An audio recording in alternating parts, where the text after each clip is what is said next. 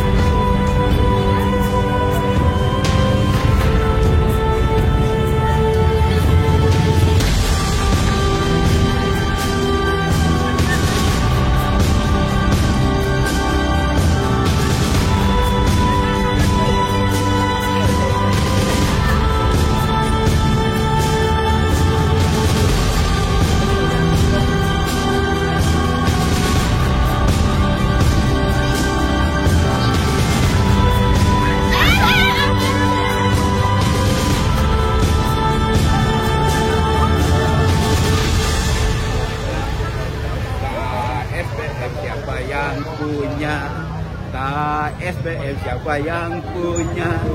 KSBM siapa yang punya?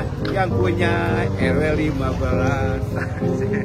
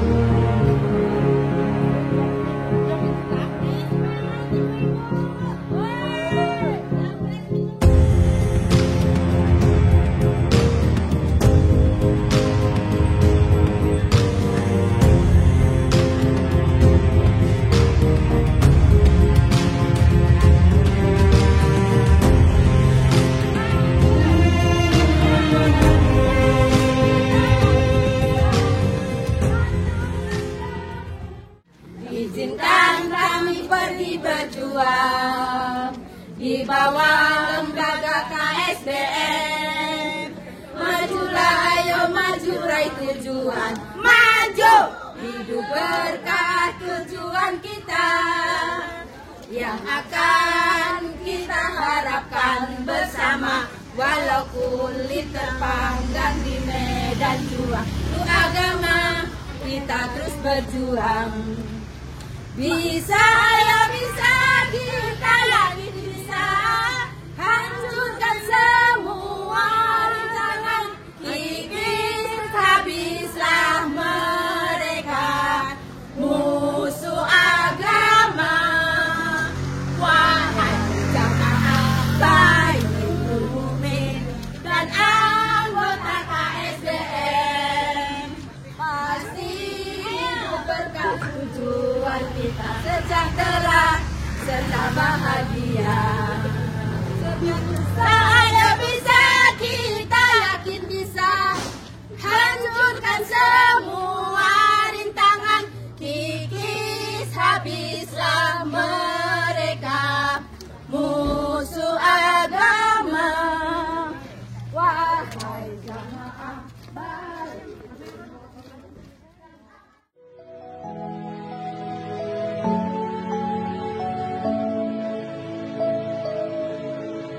Ya Rasulullah, Ya Rasulullah, Ya Hadi, Ya Bashir, Ya Tabib. Ya Rasulullah, Ya Rasulullah, Ya Hadi, Ya Bashir, Ya Tabib. Nabiyullah khairul khalqi, khairul khalqi jami'an, lahu a'la manasibi wal marati. Salatullahi ma lahat kawaki ala man khairi ma kiban najati. حدا حديث رب سر حبائي فيها سشكر أعطف ركائي لم ترها وقال مدت خطاها وسالت من مدامعها سحائي ومالت من حما قلبا وحلا إلى تلك المعاني. Kita mengambil tema KSBM berbagi, di mana bulan ini kami akan mengadakan bakti sosial, penyerahan paket sembako kepada anggota dan kepada masyarakat yang membutuhkan. Kegiatan ini terselenggara berkat adanya kerjasama antara KSBM dengan rekanan KSBM, di antaranya BSI, Galeri Notebook, High Catering, Body Collection, PD Hikmah, dan seterusnya yang Bapak Ibu bisa lihat di sini. sebutkan satu persatu. Saya haturkan hatur nuhun jazakumullah khairan katsiran. Mang Tatang beli opak sama tahu. Di bawahnya pakai samping punya DM. Selamat datang Bapak Ibu penutup sumping di KSBM. Ibu sehat semua ya.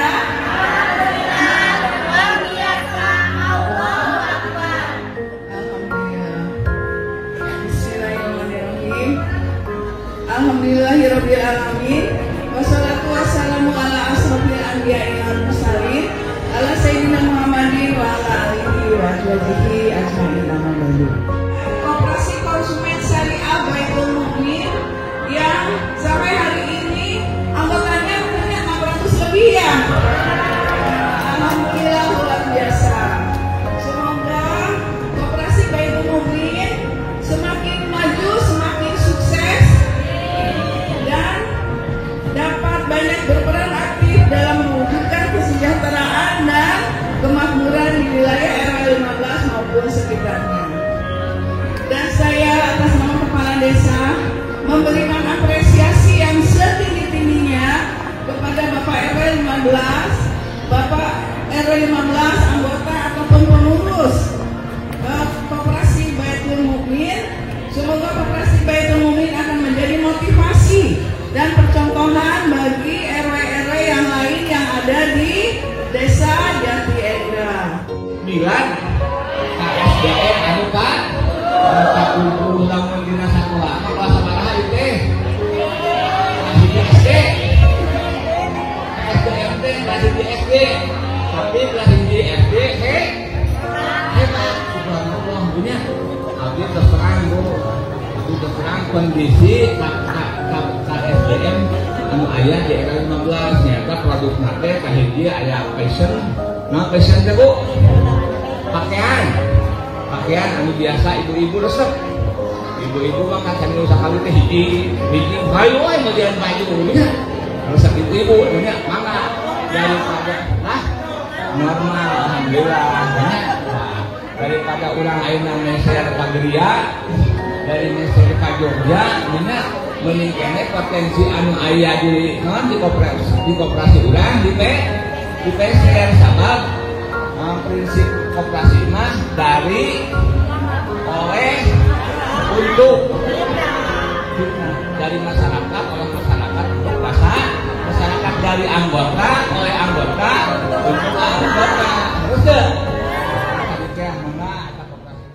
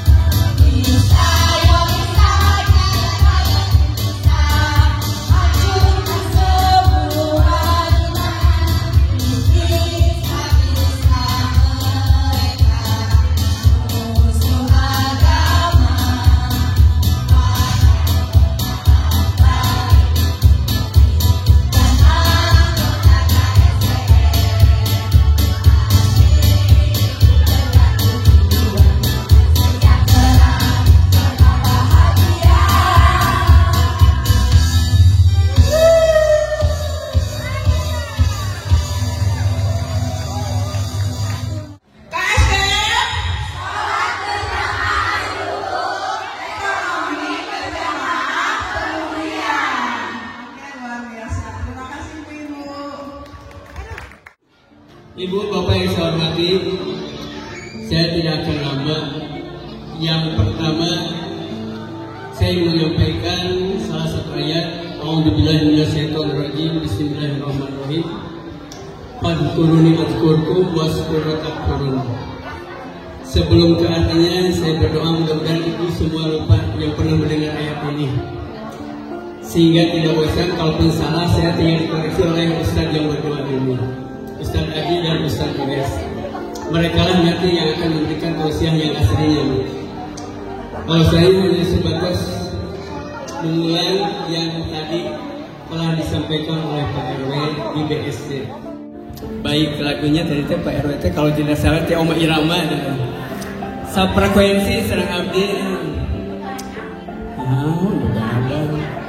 Berakit-rakit ke hulu, berenang ke tepian. Saya ganti sekarang Bu. Acan ibu ya asik-asik. Saya ganti Bu, saya ini boleh Bu Pak. Tadi teh berakit-rakit, berenang-renang. Oh tak apa. Sekali lagi Bu ya. Berakit-rakit ke hulu, berenang ke tepian. Acan Bu. Saya ganti Bu. Sholat berjamaah dulu, ekonomi berjamaah kemudian. Rasulullah, assalamualaikum. Ketua di kami itu enak sebetulnya Bu kalau dinyanyikan bersama-sama. Ya, saya lanjutkan saja ya Bu. Jadi ibu melanjutkan lagunya. Berakit-rakit, ibu jawab ke hulu, berenang-renang ke tepian. Sholat berjamaah dulu, ekonomi berjamaah kemudian. Siap ya Bu? Nah. Berakit-rakit, berenang ke, sholat berjamaah, ekonomi berjamaah.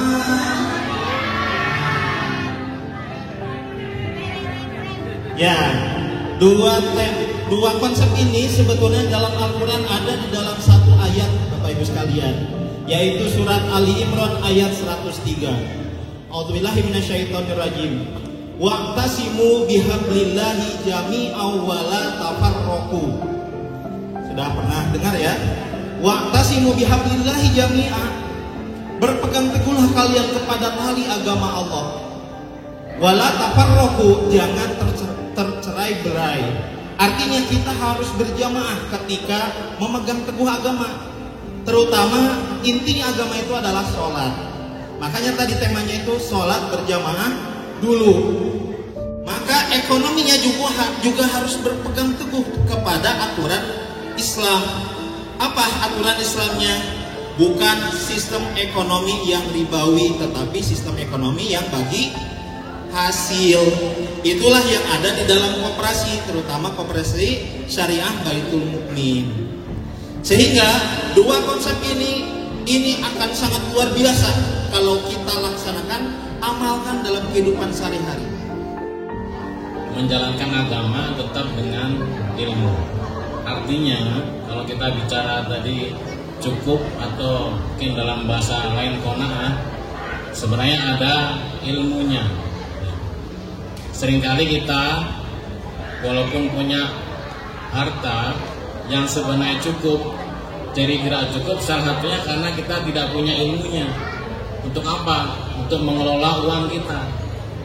Sehingga ada juga orang yang mungkin gajinya berlipat-lipat dari 1,5 juta, tidak cukup-cukup karena tidak bisa mengelola. Dulu mungkin pernah ada acara di masjid pada saat Ramadan, ada bahasan mengenai manajemen keuangan. Nah itu ilmunya. Jadi kalau misalkan kita bisa mikir angka segitu dibagi sebulan, kumaha carana, ya itulah ada ilmunya. Cuma memang salah satu yang menjadi penghalang seringkali adalah kita tidak bisa membedakan antara keinginan dengan kebutuhan. Itu satu. Kedua, juga kita tidak bisa disiplin. Mungkin salah satu yang membuat kita tidak disiplin adalah cara kita, contoh yang berinteraksi dengan anak-anak kita contohnya. Contohnya apa? Coba ibu-ibu ya kalau berhitung, pertama yang masih punya anak-anak kecil, mohon maaf ya. Kalau sehari jajan berapa banyak Bu? Bapak dan Ibu sekalian, yang pertama saya ingin menyampaikan salam dari Pak Bupati Bandung, Bapak Haji Muhammad Dadang Supriyatna. Beliau pada awalnya akan hadir langsung ke sini memenuhi undangan, tetapi pada saat yang bersamaan dari kemarin, termasuk kami juga sedang mengikuti kegiatan Sabah Desa di wilayah Kecamatan Arjasari. Jadi Pak Bupati ini punya program kegiatan Sabah Desa, Bupati Nganumuli Desa. Jadi dari pagi hari pertama sampai siang hari kedua, bahkan menginap di desa dengan seluruh kepala perangkat daerah. Tujuannya pertama untuk bersilaturahmi dengan warga desa, kemudian juga untuk menggali berbagai potensi dan permasalahan untuk menjadi bahan penyelesaian bagi pemerintah daerah. Kira-kira seperti itu. Jabatan Kepala Dinas Koperasi dan UKM Kabupaten Bandung. Jadi Dinas Koperasi dan UKM ini adalah salah satu perangkat daerah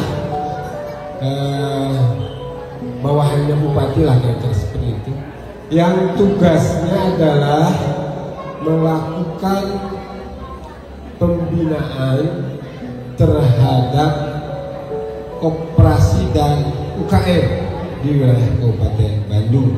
Kira-kira seperti itu. Nah, apa yang sudah kita lakukan untuk koperasi, beberapa hal sudah dilaksanakan.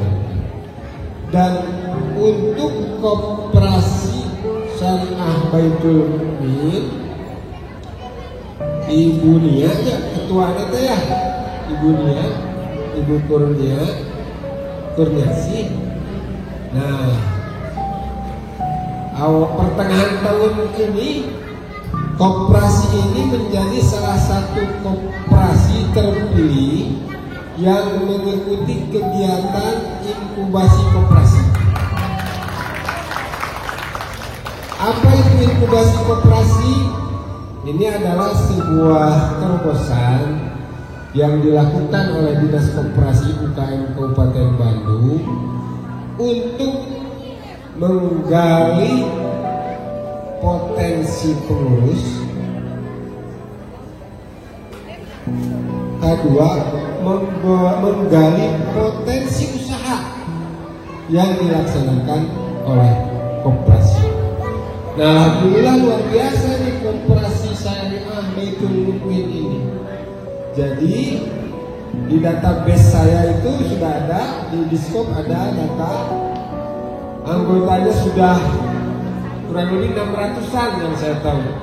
Bukan 600 sabaran, 620. Nah, dan ternyata banyak inovasi yang sudah dilaksanakan. Nah, salah satunya ini bagaimana koperasi itu menjadi, judulnya menjadi sokoguru perekonomian nasional. Artinya apa?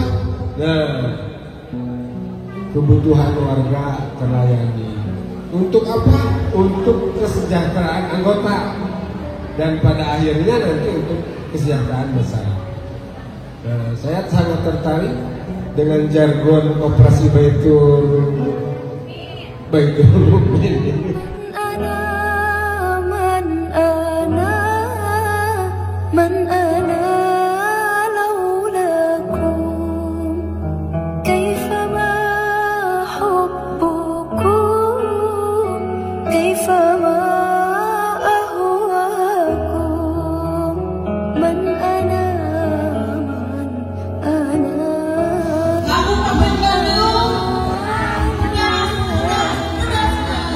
Cinta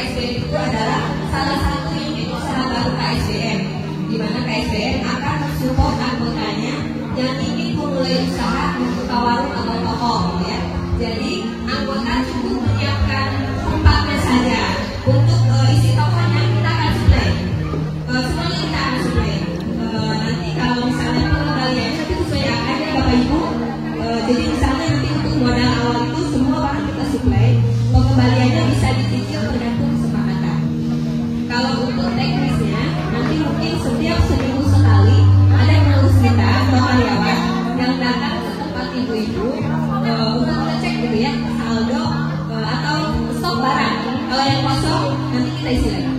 Jadi ibu-ibu cukup duduk santai dulu. Assalamualaikum warahmatullahi wabarakatuh.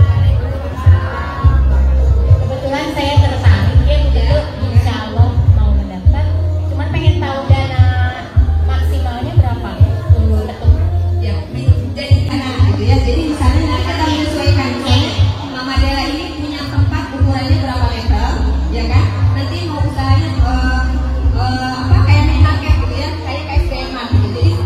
Jadi kalau untuk besarannya itu nanti tergantung di lapangan, kondisi di lapangan. Karena yang kita suplai itu bahan-bahan barang-barangnya gitu ya. Jadi bukan gampang. Jadi nanti awalnya itu kan kita ngedrop besaran 10 juta gitu ya. Barang itu 10 juta. Nanti sesuai dengan kesepakatan misalnya. Madela, ibu saya mencicil selama 10 kali. Berarti selama 10 bulan. Tapi kalau untuk yang selanjutnya, misalnya yang tiap bulan itu kan ada pengurus kita ya, pengurus kita yang datang ke tempat Madela, melihat stok yang kosong kita isi, itu Mama Dela yang harus bayar. Tapi kalau kalau yang awal Mama Dela boleh cicil sesuai dengan kemampuan dan akadnya. Ya, terima kasih ya. Pak Heru, kalau belanja nanti ke KSPM ya Pak? Pasti dong, KSPM. Gusdan itu dari Jawa Timur. Kalau nabung menjalani dengan KSPM ya Pak? Jelas Pak. Boleh, silakan ibu mulai. Ibu-ibu panitia dilihat ya, yang paling seru Bu. Iya.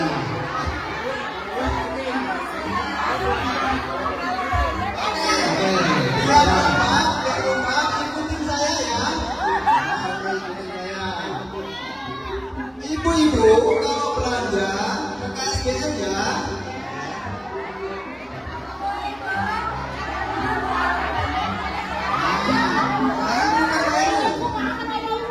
Ibu-ibu kalau menabung ke KSPM juga ya.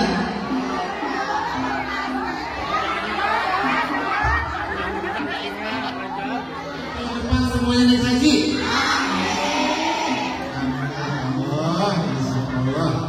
Semoga tahun depan miladnya di Masjidil Haram. Amin. Allah. Alhamdulillah. Penting nih Pak. Ya. Aura positif itu menular. Seperti itu ya ibu-ibu ya. Jadi tolong nanti kalau yang tetangganya belajarnya di sana di entah berantah, iya. Di mana entah berantah? Yang diceritakan oleh Pak Sekretaris Kecamatan tadi. Tolong diingatkan, tolong belajarnya ke SPM saja, jangan ke sana, gitu ya. Begitu kira-kira. Oke?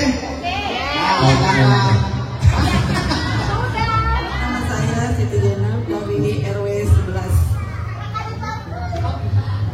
Nama saya Ibu Nuraini dari RT 06 RW 15.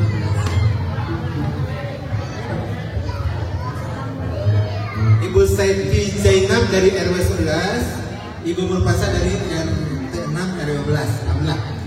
Maka Ibu Siti Zainab dulu. Maka apa Bu yang Ibu pahami arti fardu kifayah?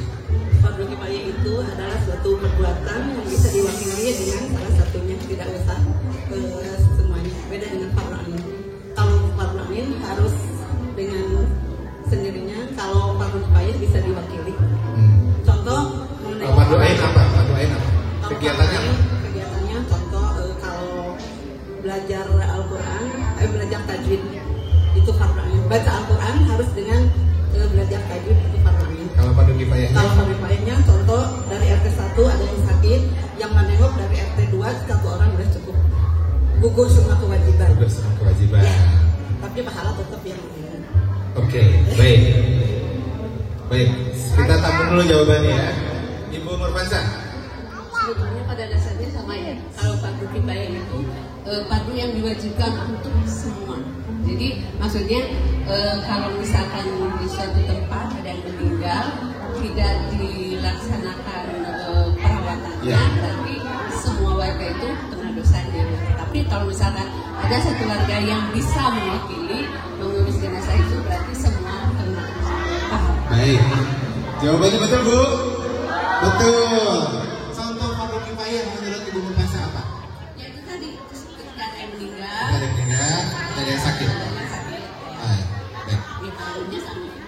Oke, baik Bu Siti, Bu Masa, pengertian fardu kifayahnya betul. Fardu kifayah adalah suatu kewajiban yang ketika ada sekelompok orang yang sudah mengerjakan maka gugur kewajiban yang lainnya. Begitu kan? Ya. Jawabannya betul? Betul. Contohnya apa tadi?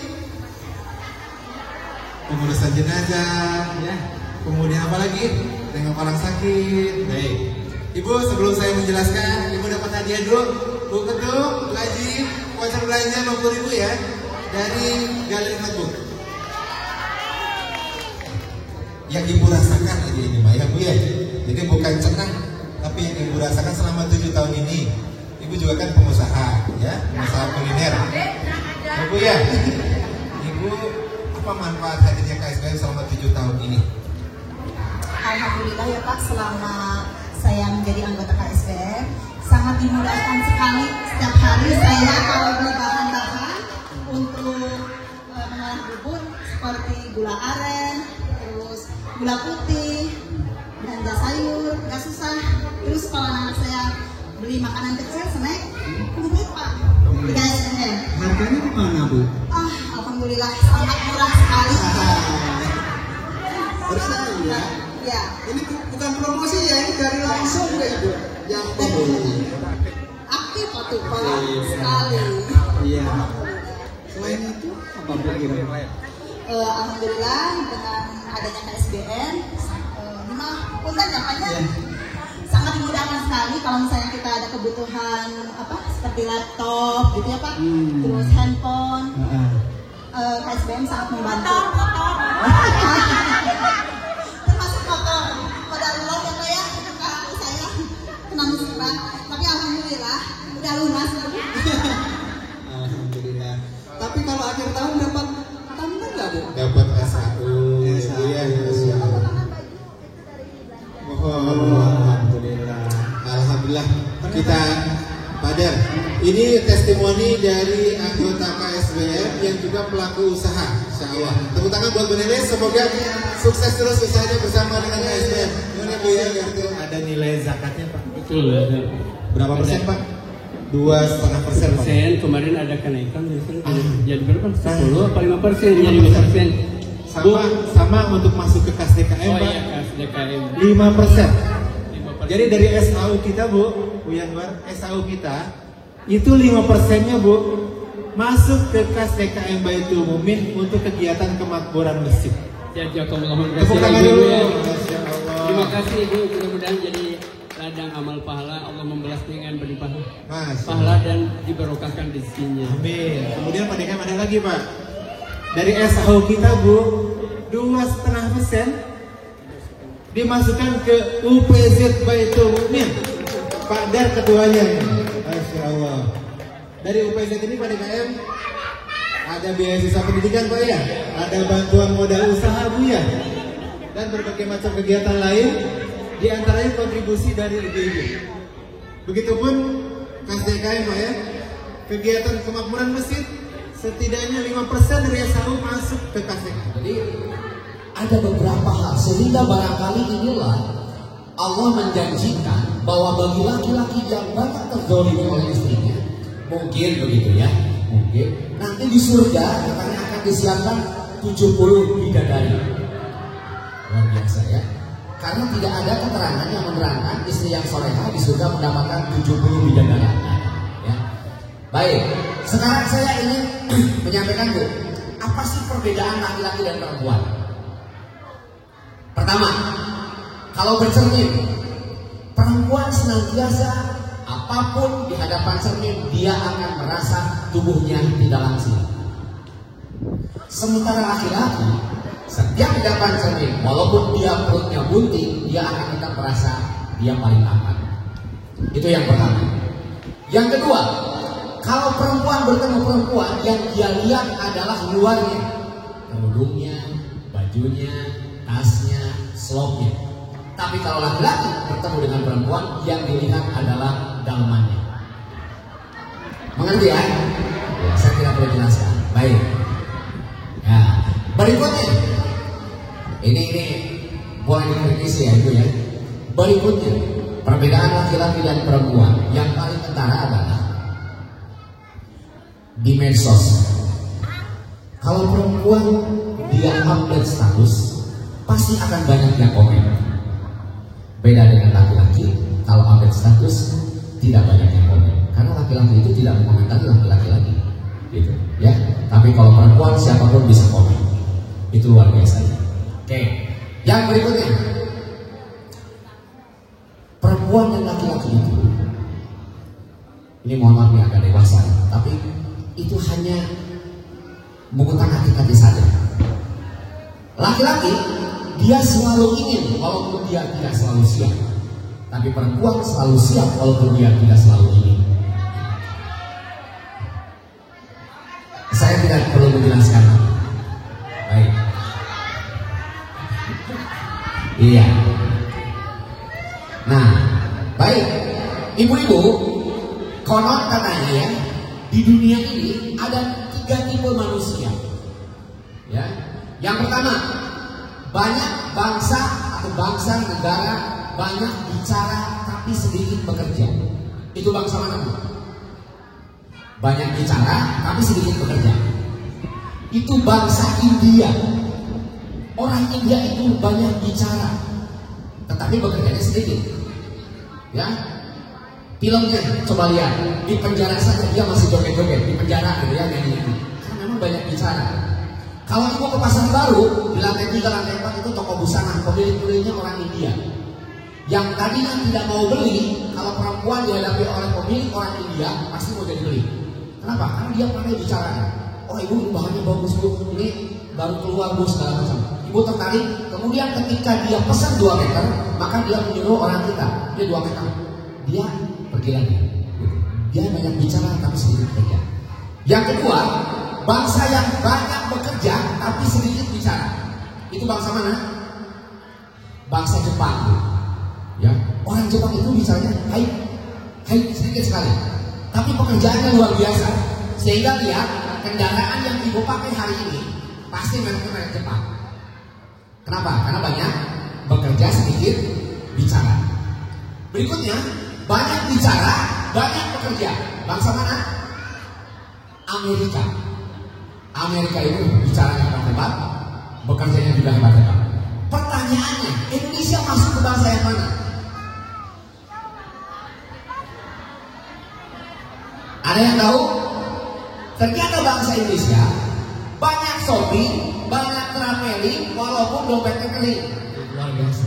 Ya, jadi kalau orang Indonesia itu banyak yang mendahulukan jalan-jalan, belanja, walaupun mungkin isi dompetnya tidak begitu luar biasa. Kenapa?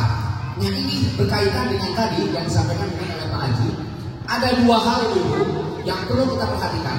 Ada kebutuhan, need, dan ada keinginan. Oke, tadi saya sama Pak Isak juga bicara seperti itu. Ya, kalau orang yang pandai memanage keinginannya, itu akan keren. Apalagi dia berdasarkan selalu memikirkan kebutuhan. Sayangnya kita nih, termasuk kita semua, kita terlalu banyak keinginan tanpa memperhatikan kebutuhan. Ingin punya motor baru, ingin punya mobil baru, ingin punya rumah baru. Kalau Pak Haji, Pak Heru, Pak Ustadz mungkin ingin baru